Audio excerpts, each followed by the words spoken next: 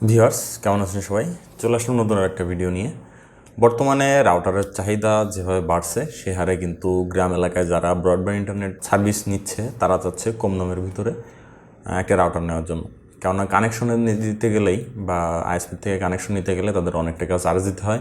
সেক্ষেত্রে দেখা যায় যে প্রথম অবস্থায় তারা বেশি দামের রাউটার নিতে চায় না, কিন্তু তারপরেও দেখা যায় যে এই রাউটারের জন্য কিন্তু পারফরমেন্স অনেক সমস্যা হয়। আগে বলে নিই, কম দামি রাউটার মানে হ্যাসেল বেশি, ঝামেলা বেশি হবে।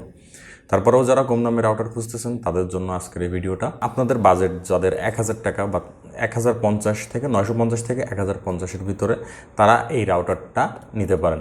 এটা নেটিসের একটি রাউটার, দেখতে খুবই ছোট দেখাচ্ছে। নেটিসের এই রাউটারেরই আরও একটা মডেল হয়ে থাকে, দেখতে সেম, প্যাকেট মডেলও এক, শুধু প্যাকেট বড় আর ছোট। এই যে দেখতে পাচ্ছেন, এ একটা ছোট আর একটা বড়, কিন্তু সাইজ, পারফরমেন্স, মডেল সব কিছুই একই রকম। দেখা যাচ্ছে একটা আগে আসছে প্যাকেজিংয়ের দিকেতে, আর একটা পরে আসছে। প্যাকেজিংয়ের পরে এটা আসলে বড় ছোটো ব্যাপারটা নির্ভর করে অনেক সময় কোম্পানির উপর। আর কেন এটা ছোটো বড় করা হয়েছে এটা আমি বলতে পারবো না, এর ভিতরে তবে কোনো পার্থক্য নেই। আজকে এই যে কোনো একটা এই রাউটারটার আনবক্সিং, রিভিউ, কনফিগারেশন কীভাবে করতে হয় সেটা বলবো। আর আপনাদের বলছি যাদের বাজেট লো তারা এই রাউটারটা নিতে পারেন, মোটামুটি আপনাদের পারফরমেন্স ভালো দিবে। এই রাউটার দুইটাই যেহেতু আমি দেখিয়েছি, দুইটা নিয়েই কথা বলার কোনো দরকার নেই, একটা নিয়ে কথা বললেই হচ্ছে, কারণ কি সবই সেম, দুইটাই একই মডেল। সো তেমন কিছু পার্থক্য এর ভিতরে নাই, যে কোনো একটা নিয়ে কথা বললেই হবে। আমি এর যে কোনো একটা রাউটার রিভিউ, আনবক্সিং, কনফিগারেশন করে দেখাবো আপনাদের সুবিধার্থে। এবং এই রাউটার সম্পর্কে বিস্তারিত কতজন ব্যবহার করতে পারবেন, কতটা জায়গা কভারেজ দিবে, সবটাই জানতে পারবেন এই ভিডিওতে। দেখতে থাকুন শেষ পর্যন্ত। তার আগে বলে নিই, আপনি যদি আমার চ্যানেলে নতুন দর্শক হয়ে থাকেন তাহলে অবশ্যই চ্যানেলটি সাবস্ক্রাইব করে নিন। আজ যদি অলরেডি করে থাকেন অসংখ্য অসংখ্য ধন্যবাদ। ভিউয়ার্স, রাউটারটা দেখতে পাচ্ছেন, মডেল নাম্বার W1।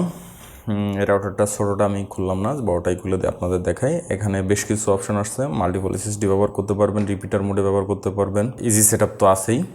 রাউটারটার এই প্যাকেটটা বড়, ওই প্যাকেটটা ছোটো থাকার কারণ কি আমি জানি না। সব মিলে রাউটারের কী কী আছে না আছে এখানে সব দেওয়া আছে। রাউটারটার পিছনে এখানে ভাষার অপশন দেওয়া আছে। রাউটারটার ওয়ান পোর্ট, ল্যান্ড পোর্ট সম্পর্কেও ধারণা দেওয়া আছে, কীভাবে ব্যবহার করবেন সে বিষয়টাও ধারণা দেওয়া আছে। রাউটারটা পলিতে ইনটেক করা থাকে, আমি সুবিধার্থে আগের থেকে কেটে রেখেছি। তো দেখুন, চলুন দেখি রাউটারটার ভিতরে আমরা কী কী পাই। প্যাকেট খোলার পর এই যে সর্বপ্রথম যেটা পাচ্ছি একটা ইনস্টলেশন গাইড, যদিও কীভাবে ইনস্টল করতে হয় সেটা আমি দেখিয়ে দেবো। তারপরে এখানে 9 ভোল্টের একটা পাওয়ার অ্যাডাপ্টার, নেটিসের সব ইয়েগুলোই 9 ভোল্টের হয়ে থাকে। 9 ভোল্টের পাওয়ার অ্যাডাপ্টার, তারপর একটা আছে ইথারনেট কেবল। এটা ভালো বলা যায় না, যদিও তারপরও মোটামুটি আপনাদের কাজ চলে যাবে এই ইথারনেট কেবলটায়। আর সবশেষে আছে রাউটারটা দেখতে খুবই ছোট।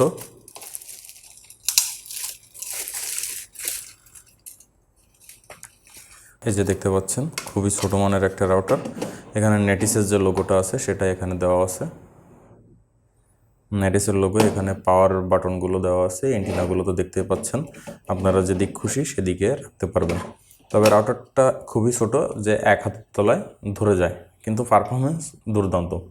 তবে নেটিসের যে বড় দুই এন্টিনা রাউটার আছে অতটা না, কিন্তু তারপরেও চলে। আর দুইটা ওয়ান পোর্ট, ল্যান্ড পোর্ট, একটা ওয়ান পোর্ট, এই হচ্ছে রাউটারের ভিতরে।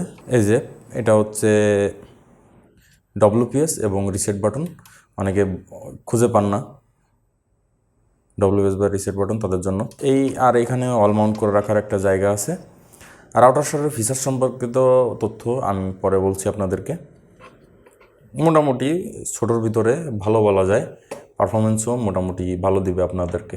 আনবক্সিংয়ের পর রাউটারটা আমার হাতে দেখতে পাচ্ছেন। রাউটারটা দেখতে খুবই ছোট, দেখুন আমার এক হাতের তলায় ধরে যাচ্ছে। পারফরমেন্স এবং রাউটারের বাজেট সম্পর্কে একটু আলোচনা করব। রাউটারে কতজন কানেকশন দিতে পারবেন একসাথে সেটা নিয়ে আলোচনা থাকবে। রাউটারটিতে আপনি ওভারঅল 5 থেকে 6 জন ইউজ করতে পারবেন, মোটামুটি ভালো পারফরমেন্স দিবে। আপনার বাসা যদি 1500 বা 1800 স্কোয়ার ফিটের ভিতর হয় তাহলে রাউটারটা আপনি নিতে পারেন। 1000 টাকা থেকে 1100 টাকার ভিতরে আপনার এটা বেস্ট চয়েস হবে। মার্কেটে অনেক কোম্পানির রাউটার আছে ওই বাজেটে, তার থেকে আমার কাছে মনে হয় এই রাউটারটা আপনাকে বেশি ভালো পারফরমেন্স দিবে। ওভারঅল যদি বলি আপনি রাউটারটিতে 50 Mbps পর্যন্ত তুলতে পারবেন। যেহেতু আইএসপিটা ক্যাশ স্পিড দেয় আমি সেই হিসাবে বলছি, আপনার ইন্টারনেট স্পিড যদি 5 Mbps থাকে তাহলে এই রাউটারটা আপনার জন্য বেস্ট চয়েস হবে। তবে রেঞ্জের দিক থেকে যদি গ্রাম এলাকার হন তাহলে এই রাউটারটা নিয়ে আপনার জন্য খুব একটা ভালো অপরচুনিটি হবে না। আপনি যদি রুমে ইউজ করেন সেক্ষেত্রে আপনার জন্য ভালো অপরচুনিটি দিতে পারে, কিন্তু আপনি যদি খোলা জায়গায় বেশি কভারেজ চান সেটা এই রাউটারের ক্ষেত্রে দিবে না, কারণ এর রাউটারটা একটু দূরত্ব গেলে সিগন্যাল কমে যায়, সিগন্যাল কমে গেলে তখন পারফরমেন্স খারাপ দেয়। তো রাউটারটিতে তেমন কোনো অসুবিধা নেই। আর এই বাজেটের রাউটারে আসলে রাউটারটাই দিচ্ছে 1000 টাকা বা 1100 টাকার ভিতরে, সেটাই কিন্তু অনেক বেশি। হ্যাঙ্গিং ইস্যু খুবই কম, শুধু রেঞ্জের দিক থেকে একটু কম আছে নেটিসের আজ 2 এন্টিনা রাউটারটা আছে তার থেকে। তবে ওভারঅল পারফরমেন্স ভালো দেয়, গেমিং পারফরমেন্সও ভালো হবে। তো এই রাউটার সম্পর্কে তো বিস্তারিত আলোচনা হলো, এবার চলুন রাউটারটা কনফিগারেশন কীভাবে করতে হয় সেটা দেখি। আর রাউটারটা খুব সিম্পল হয়তো কনফিগারেশন করা যায় সেটা আমি আপনাদেরকে দেখাবো। এই রাউটারটা কিন্তু 2 বক্সে পাওয়া যায়, আমি যেটা আপনাদেরকে প্রথমে দেখিয়েছি 2টা বক্সেই সেম রাউটার আপনারা পাবেন কোনো এবং এর কনফিগারেশন সিস্টেম সবই একই রকম। তো চলুন কীভাবে কনফিগারেশন করতে হয় সেটা দেখি।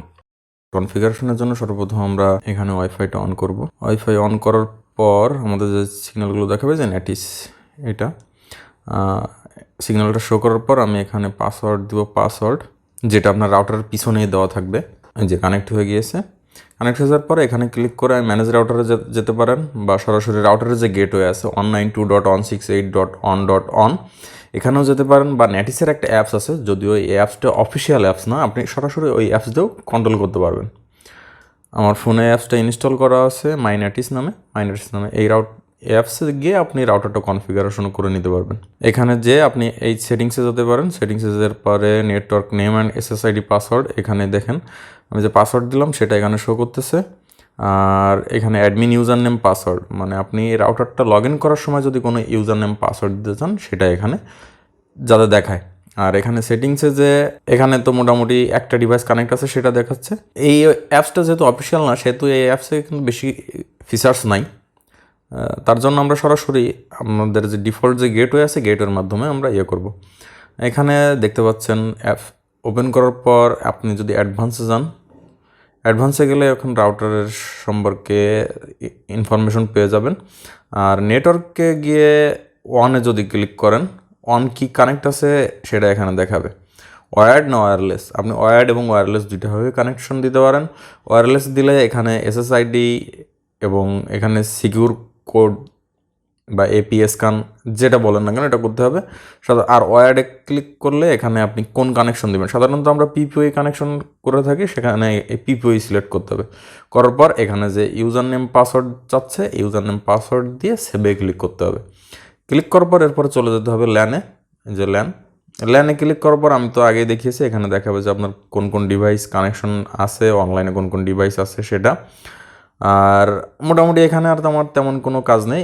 আর যদি আপনি চান যে প্রত্যেক অ্যাড্রেস রিজার্ভেশন করে রাখবেন সেক্ষেত্রে সেটা করতে পারেন। আর আপনি যদি চান যে একসাথে 10 জনের বেশি চালাতে পারবে না, তাহলে এখানে 10 দিয়ে দিবেন, 10 দিয়ে সেভ দিয়ে দিবেন। এই সেভ দিয়ে দিলে আপনার এই রাউটারে 10 জনের বেশি কানেকশন দিতে পারবে না।